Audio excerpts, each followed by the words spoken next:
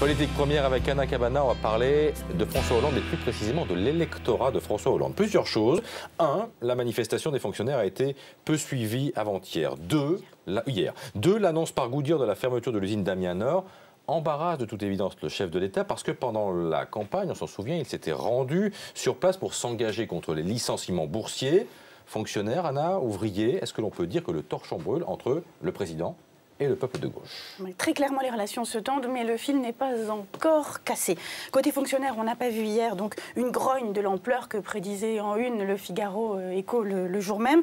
Il n'y a pas eu de démonstration de force. Alors bien entendu, on peut considérer, et on aurait raison de considérer, que presque 7% des fonctionnaires qui défilent contre celui pour lequel ils ont voté 9 mois plus tôt, eh bien c'est pas rien du tout, c'est même un très mauvais signe, surtout que ça intervient quelques jours après que des centaines de salariés menacés de licenciement, qui sont venus toute la France, se sont retrouvés sous les fenêtres du ministère du Travail.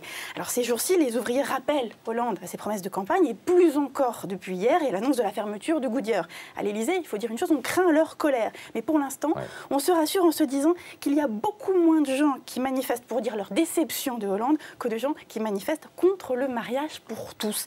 Et je vais vous dire une chose, c'est précisément le pari de François Hollande. Anna, on a l'impression qu'il n'y a que les questions de société qui intéressent le président en ce début d'année. C'est clairement le pari d'Hollande, c'est le sociétal en 2013. Parce qu'à ses yeux, les réformes sociétales sont des instruments politiques qui sont destinés à calmer les ardeurs et les angoisses du peuple de gauche. Le mariage pour tous, c'est une réforme idéale en temps de crise parce que ça permet de réactiver quasi mécaniquement le clivage droite-gauche, parce que c'est porteur de vraies polémiques. La procréation médicalement assistée, la gestation pour autrui, donc les fameux GPA et PMA, ça a la vertu de mobiliser la droite en réaction.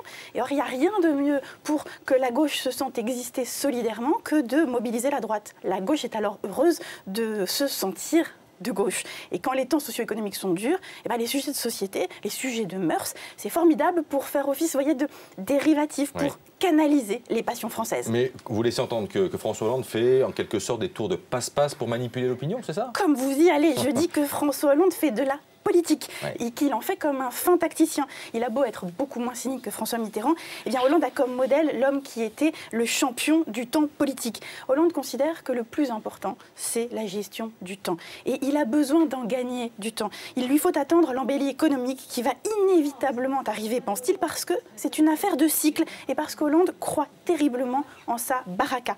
La crise ne l'inquiète pas outre mesure parce qu'il est sûr que la croissance va revenir à temps pour qu'il soit réélu. Si, il faut juste attendre, pense-t-il, attendre, vous voyez, le cycle suivant. Il veut enjamber l'année 2013, si possible sans trop de dommages.